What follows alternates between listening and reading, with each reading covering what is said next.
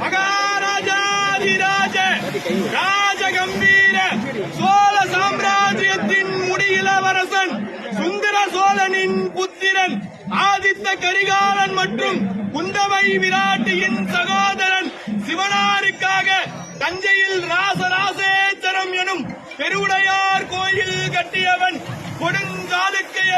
சாதுக்கரை வீரத்தினால் ஓட வைத்து கொல்லம் முதல் கலிங்கம் வரை கால் பதித்தவன்.